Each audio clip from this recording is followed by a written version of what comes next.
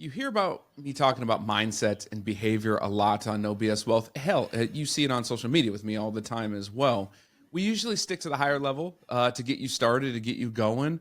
But today with Carly Pepin, we're going to go a little deeper into what are some steps that you can actually take and what you can actually do to really change or at least take that step forward in adapting your behavior and changing your mindset. So without further ado, let's open up with why the hell did you get into the behavioral side of anything? Yeah, it's great to be here. Thank you so much. And so the reason why I got into it was my own challenges. I had a lot of misperceptions about my life, around life in general, around business, finances, men, everything that you could possibly think of. And it really got me depressed, right? Because I had an unrealistic expectation on the way life should be, as opposed to appreciating my life for what it was. And so I moved out of the country. I'm from Los Angeles. I moved to Australia thinking that that would solve my problems. And when I was alone, I realized that everything that I labeled a problem was actually the very thing that was distracting me from how unhappy I was.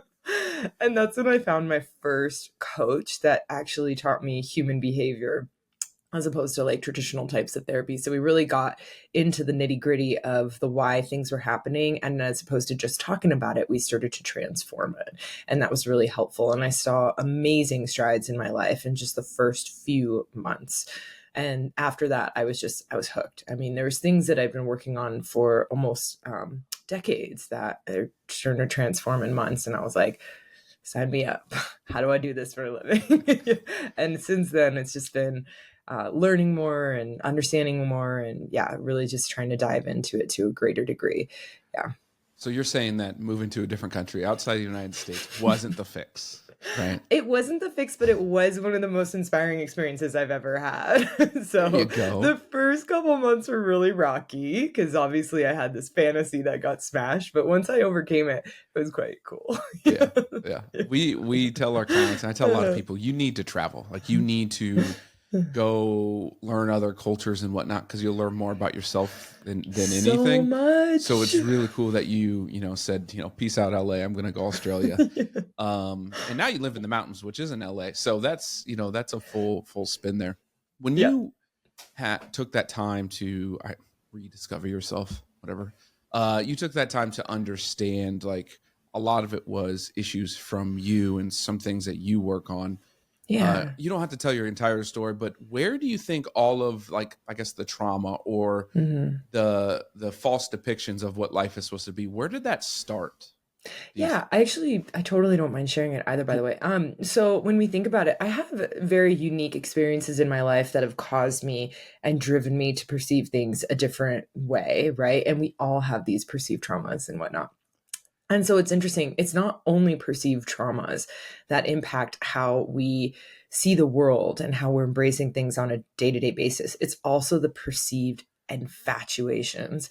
So, for example, my mom and dad, they have a great relationship. They're one of those couples, they've been together forever. Like, they're just yeah, they're like awesome together. Like they're meant for each other. They're that couple, right? And Right. so that's what I grew up with. So I had a massive infatuation with relationships, and I expected all relationships to look like that because I put their relationship on a pedestal, not realizing that every relationship is quite unique and we're all not meant to have like what they have. We're meant to build our own unique form.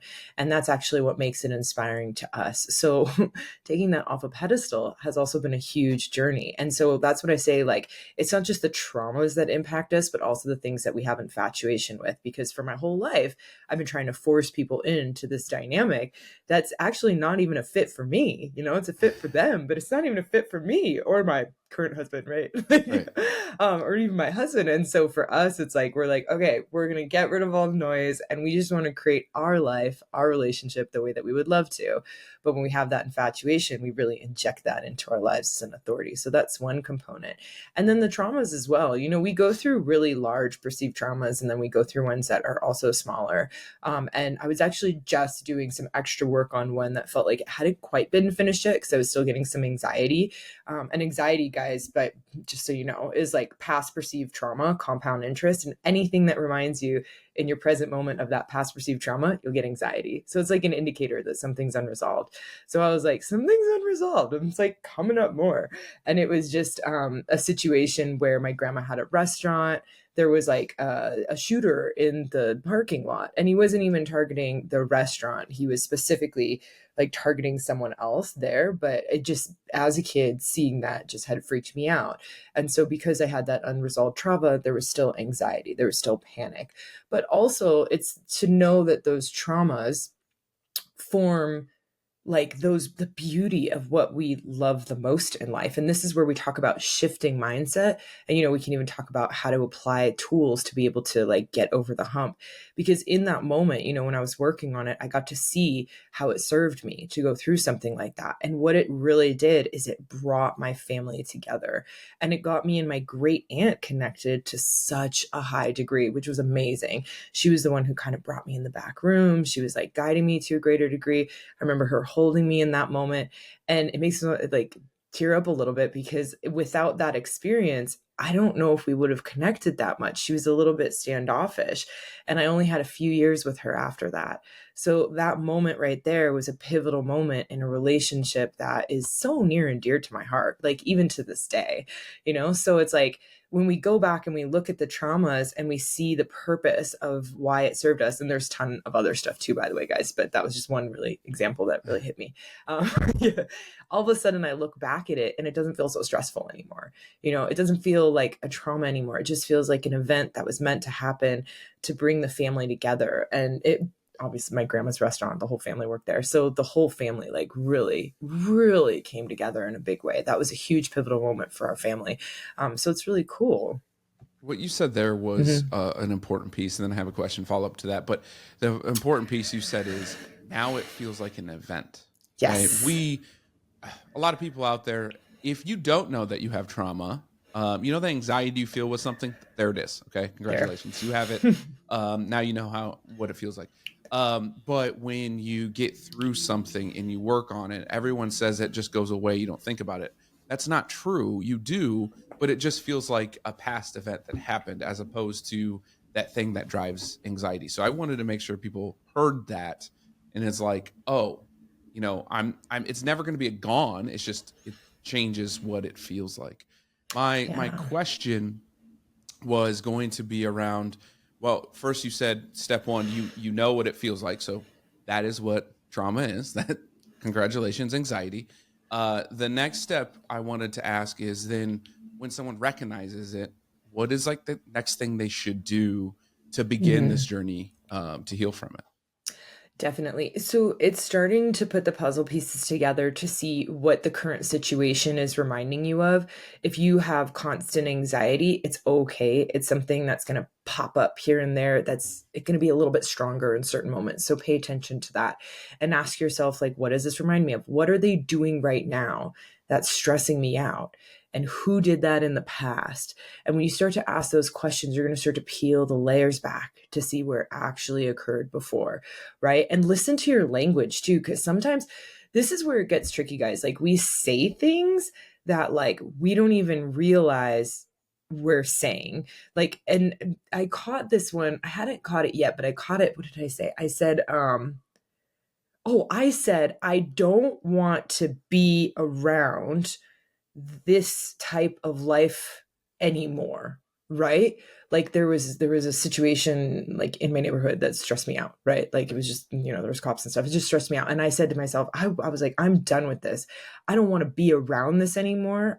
And I was like, wait a minute. I said anymore, right? I didn't say I don't want to be around this ever again. I said anymore. That means that something happened in the past that's actually triggering this moment to be incredibly stressful. And so that's when I say pay attention to your language, because that was the moment that I realized something is unresolved. This isn't actually from today. This is from the past. And it's quite fascinating because after clearing it, like that underlying anxiety since the event occurred is just gone. Like, and it's nice, guys. Like your system feels neutral. Like you just feel neutral. So pay attention to your language. It takes time this definitely takes time. It does take work because sometimes we just have these thoughts. It like runs 100 miles a minute and we don't even pay attention to what we're saying. So it's definitely a refinement. And sometimes it's a little bit tricky to find out what it is. I do go through a certain process with clients where we can find the common thread. It's a more advanced kind of question and process that I take them through. But for example, I had one client during COVID who started having panic attacks. And during that time, basically what was occurring is they didn't understand where it was coming from. We kept trying to find the link, but nothing was coming consciously. So when I went through the process, all of a sudden I could see the pattern. And then when we found the pattern and I asked them the question, it was from the sudden death of a friend, that had passed away actually a few years back. And then COVID just reminded them of sudden death, right? So we had to work on that past trauma as well.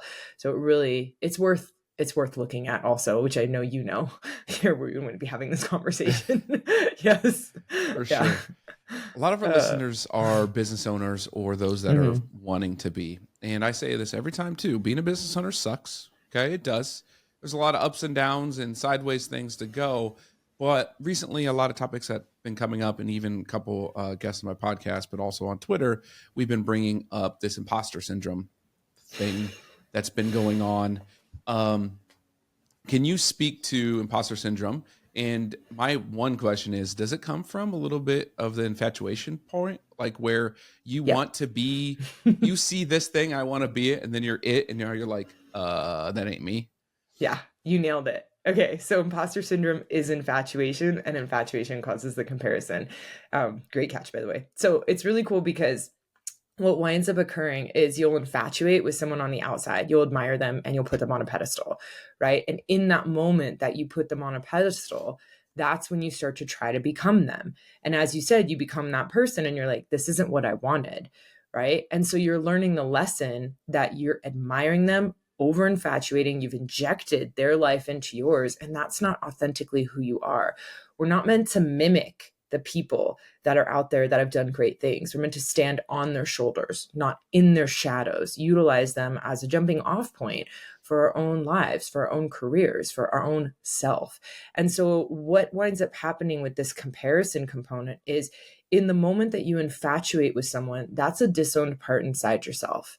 Whatever you're seeing in that person that you think you need or you don't have, you actually haven't seen it within yourself in your own form. Right. And so business owners, a lot of you guys are going to understand this. So like, for example, if I look at an athlete, right, let's say I look at an athlete and I think, wow, this person has amazing stamina. I'll use a surfer as an example because it's kind of like the sport I follow. Yeah. So surfers, I see them surf all day, right? And they're doing it for hours. And I see their strength and how they get up on the board. And I'm like, the amount of endurance they have to be able to sustain that for all day long is impressive to me. Okay. That's impressive. Now, if I put them on a pedestal, I might go out, which I have, and try to be that surfer and stay out all day. It's not my thing. It's like, I like it, but it's not my full-time job here. So that's an unrealistic expectation for me to be who they are and do what they do, to exercise the way they exercise, to practice the way they practice, train the way they train. And I've tried that before and I've utterly failed. But when I look at where do I have excellent endurance in my life, the same thing that I'm admiring, where do I have that excellent endurance? Where do I have that component within myself that I could go all day long? I mean, business, straight up. I could do podcasts. I could do speaking engagements. I can work with clients. I love creating like content and information. So I'm just like, yesterday was all content creation day. Like, I got like a month and a half, like all pre-done. And I had such an inspiring day. And I went all day. So I have the endurance to go in something that inspires me the most. And I can't expect the surfer to have that same endurance because that's not their values. That's not what's priority to them. And they can't expect me to have the endurance there. And so that's why we have the infatuation, because it's actually a disowned part within ourselves. And we rob ourselves of the opportunity to see our own magnificence and where we're most inspired, alive, and thrive when we don't actually take the time to see where we do it in our own form. And we disempower ourselves when we try to be like someone else. Emerson said it great. Envy is ignorance, imitation is suicide. There you go. Absolutely. I've been reading The Purpose Factor, and I forgot who it's by because I'm never good with names. But that being said, it focuses on like you figuring out what your purpose is, and it drives you to exactly what you were talking about. It's where your endurance is. It's where your energy comes from. and you really should be doing those things because that's who you are. How do you, and have you, I probably have, but how do you deal that with a client when they're like, this is my purpose, but their energy is right? So for example, you're saying my Mhm. purpose is surfing, but really it looks like your energy is business ownership or content creation. How do Yeah. you help someone go, no, it's not this, but it is definitely this?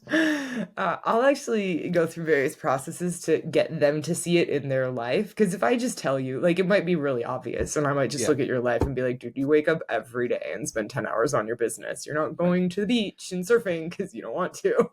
It's obvious, but that doesn't matter unless we see it from our own lives. And this is where I would say personal development becomes so important. Move beyond the affirmations, move beyond someone telling you like what to do or not to do. Find the data in your life. So in any consult that I have, I'm going to find the data in their life to show them evidence of what's truly valuable to them.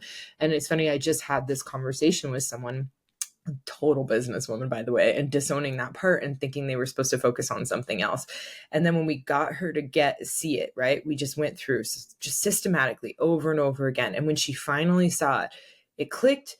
She cried and she was grateful. And she was like, I cannot believe, like, I've just been fighting this for so long, but I love this. And I was like, I know. So, I know. yeah, I was like, I can tell. It's super obvious. So the important thing is finding the data in your own life, because that's the true evidence that cements in permanent transformation. If I just tell you, it's not going to cement it in. But having the data where you see it in your own life, like, that's where it gets cemented in. Yeah. That's when you're like, this is real. Now I'm certain. We our financial planning process is really like that process. Like the first question we ask is, what's your first money memory?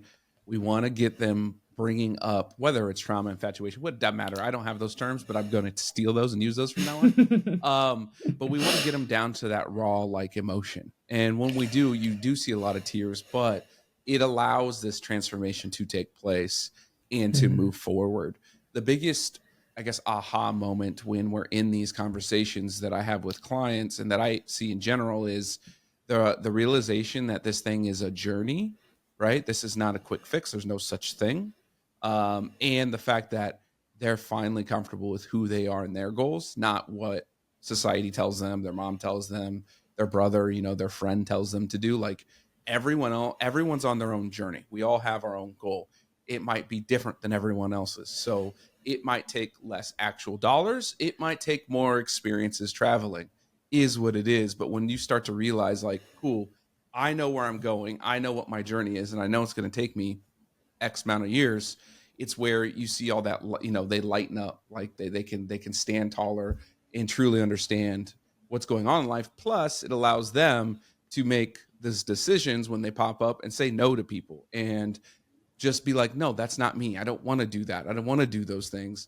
Again, just bringing you back to your journey. So I find that part phenomenal. Yeah, it's definitely inspiring because it's sometimes we have these unrealistic expectations too that we're not supposed to go through challenges, and we might even try to get our kids like protect them from challenges. But this is the thing. It's like that money issue that you had when you were a kid is the thing that is driving you to pay more attention to it today. And if you don't have any money issues, and look at the people who don't have any money issues, guess what? They're not actually paying attention to their finances. This is why they say shirt sleeves to shirt sleeves, where really wealthy people pass down their finances and the kids don't know how to manage it. It's not that they haven't been trying to teach them, it's just there's no void, there's no pain around not having it. Why do they even need to pay attention? Like, they don't. And so genuinely, it's that pain, that void, that challenge that drove you to actually want to pay attention to building your wealth. And when you figure that out, all of a sudden you can become more grateful for it. And so it's really important that we go back and we look at this stuff, because these are the things that brought us to where we are today. We just haven't put together the dots yet. Right. And I think that's Mhm. where learning and your own personal development, but like doing different cultures and immersing yourself in someone else's journey in life, I think lightens where you're at. And you can say, oh, like just in general, with that. So when we've recognized it, we're starting to take that first step, and wherever we land, we're landing. right? How important is it to have a team around you to help you through on this journey? And this team can be made up of, you know, from coaches to, professionals in your business, whatever it is. How important is it to have a team? That's super important. I mean, we can't do anything by ourselves, all by ourselves. It's too much. It's too much. It's too overwhelming. And it's an unrealistic expectation on ourselves to get everything right. I love human behavior and I have specific coaches that I go to at specific times. Sometimes I have one that I work with mainly, but then there's also other times, which the other day I was like, I feel like this is the person to talk to about this, right? And I just go and I book it in. And so it's interesting because there's this dynamic where, I don't know, people like kind of sometimes share in the media or something like how they're doing things on their own, but they're really not. Like we have assistants, we have, our secondhand people, we have sometimes big teams behind us and big dreams, big goals, big inspiration, serving a lot of people. You're not going to get there unless you get help and assistance, and figuring out the best form for you is wisdom. It's definitely wisdom. It's what can be taken off your plate. What do you not need to do? Where could you use some help that you also don't want to master this area of life, right? So for example, I don't want to master copyright. I don't. I hate doing copyright. That's not my thing. So it's wisdom for me to hire someone for copyright. I don't want to master websites. I don't. It's wisdom for me to hire someone to do websites. But I love human behavior and I spend every day diving into it to a certain degree, at least one time, maybe many. It's wisdom for me to take that on. That's my job. So look at your life and what do you not want to invest in to that degree, and it's like go delegate it to an outside source. So that's why a lot of the business owners that I get to work with, a lot of the entrepreneurs, they love growth, but they just don't want to spend as much time doing it as I do, and that's okay. That's okay. We go hire people who can help us and make it easier. Like, love you, website copyright people. Right. Love you so much. Love you so much. Thanks for Love being you. around. Yes, thank you. We work with these business owners, and even yourself, you can answer this. I talk about investments because guess what? When people say money, they think investments hand in hand all the time, and it drives me up a wall because investments make up just like a small piece of what your life is about, right?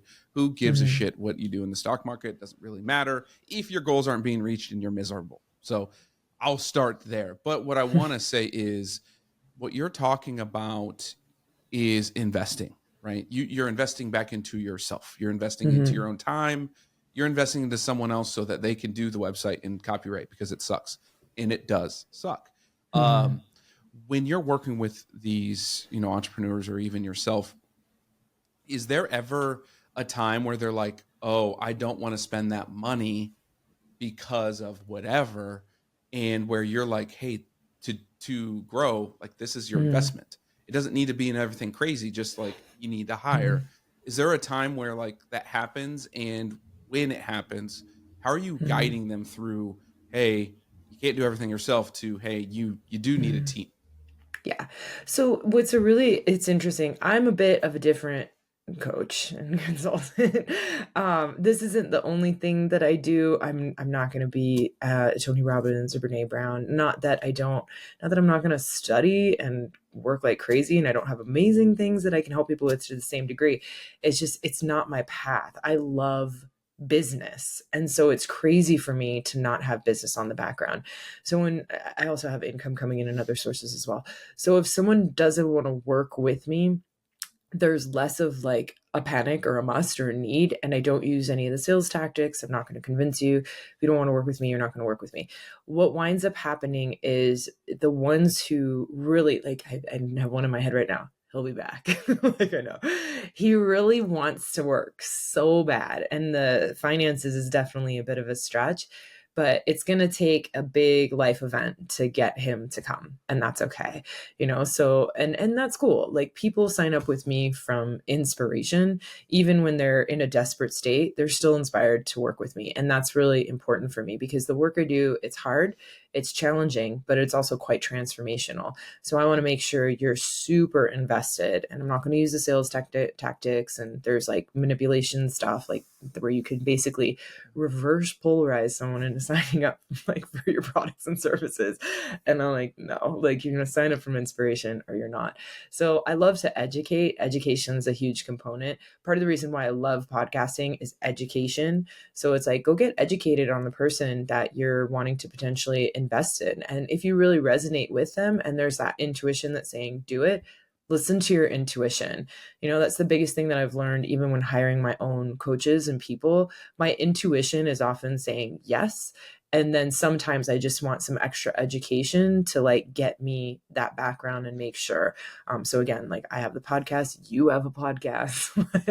I'm sure you have stuff on your website and like other things that you put out there. So it's like educate yourself to make sure that you're understanding to a greater degree what you're signing up for. And then also even with me, like if someone's really inspiring, I'll get on the phone with them for like another hour just to answer questions and educate them about the process to a greater degree. Because for me, a client isn't just a client. It's not just like one package. Like I love working with people for long periods of time. So for me, it's like I want to build lifetime clients and connections. I have such a high value and prioritize family to such a great degree. It's no wonder that that's starting to spill into the relationships that I have with clients. So it's like when I get you, it's like, I want you forever. I want to be able to help you for as long as possible, not lock you in, but like you're inspired to be here. You're inspired to get more information. And I just keep studying on the back end and learning on the back end as well. So each person I treat like I'm selling a big business. How much time do you want? How much is necessary? What can I do to assist you to move you along? And how can I educate you? Because my goal is to be able to help you for longer than one package, one short period of time. There's so much you can do with personal development. Is that a human trait or humanity in general? Like we want to be with people for like a long time. Is that is that normal, or is this transactional bullshit that we get from everything else under the sun normal? Sometimes people just like kind of like a one and done. That's definitely sometimes they're one and done. It's like I'm a one-hit wonder for them. And I get it. It's totally cool. Sometimes it really depends on values and kind of what's important to you, and also the level of understanding of what you're getting out of like this work. And it's quite interesting. And also I think it's to remember too, I was working with someone for a few years and we got to this, we got some great work done. And then we got to this one thing that they wanted to shift that was new. And when we got to the root of what it was, she disappeared, just completely disappeared. And when I looked back, I was like, this is so weird. Like we've been having weekly sessions for 3 years. I was like, what happened? Right. Yeah. I was like, what happened? And when I looked at what happened, I realized had we cleared the root cause of what she was trying to achieve, it would have caused her entire structure of her business to collapse. It's not time yet. And I looked at it and I was like, wisdom. So remember too, sometimes you're avoiding doing the work as well, because there's a part of it too that it could crash and burn parts of your life. Here's my suggestion too, if you ever catch that, as a coach myself and working with people, we either find a strategy around it, or we also come to terms with maybe this isn't the thing to work on right now. And we focus on other things. And maybe what you thought you needed to get was actually not necessary. So it's nice to do the reflection, because then we can come back and do other things. But I've noticed that as well, where it's like, oh my God, it's such like, you can find, there's so much detail in it. It's hard to explain sometimes. And I'm explaining it and I'm like, I'm kind of going into like these fine-tuned details, but the more you learn about yourself, basically, and the more you understand who you are, why you do the things you do, your life purpose, the more that you'll actually understand these intricacies that I'm talking about within your own life. And so that's why part of what I share on a regular basis is like, get to know who you are, get to know what your life purpose is, learn, like, you asked that question, what was your biggest money challenge, right? It's like, learn what made you who you are today. And then when these little intricacies come up, you can understand it to a greater degree. Yeah. And don't be afraid of it. Don't be afraid to do some self-work.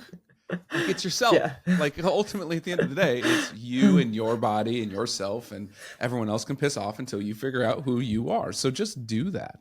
I don't know how to tell people more. Just take that step to do it, Yeah. it'll change a lot. You don't have to be the perfect person. You don't have to do any of that. Just get to understand when things do a certain way and what you and how you operate.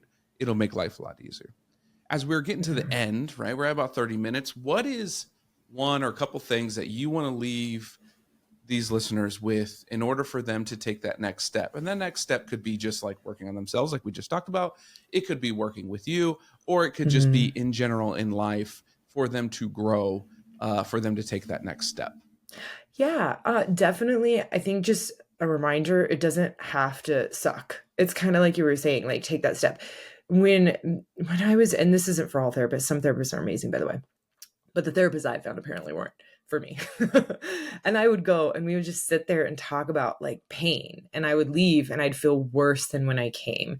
In every session that I have with clients, like my goal is you're going to walk away feeling better than you came. And that's some of the difference between, and I know not all coaches are like this, but it's like people who really are dedicated to their practice, they're not marketers, they're coaches, they're understanding human behavior, which it sounds like you have an in-depth understanding of human behavior to a degree. It's like it's not about just sitting there talking about a story, it's about overcoming it. And when you overcome it, you feel better, not just at the end of the call, but in life in general. And so when we're talking about working on yourself, like that's also what we're talking about. So remember that too. It's really important. And whether you work with me or anyone else on the planet, like just like go for it. For me, it doesn't matter if you just work with me. Like I'd love for you to just experience it to a greater degree, experience yourself, clear guilt, shames, prides, all that stuff, and get to the other side. In saying that, if I am of interest, you can find me on my website, carlypepin.com. There Yeah. we go. Yeah. Really, just take the next step, folks, Yeah. and have fun with it. Right? Mhm. Just take the next step and have fun. See where the journey leads you. But it is a lifelong work of journey that goes for both your mental state, your physical state, and also guess what? Your financial state. They're all in the same. They're all integrated. And when you start working on one, the other are going to come up with it. So, without further ado, Carly Pippin, go to her website as well. We'll have that all in the description, and we'll chat soon. The preceding program was sponsored by Black Mammoth. Any awards, rankings, or recognition by unaffiliated third parties or publications are in no way indicative of the advisor's future performance or any individual client's investment success. No award, ranking, or recognition should be construed as a current or past endorsement of Black Mammoth.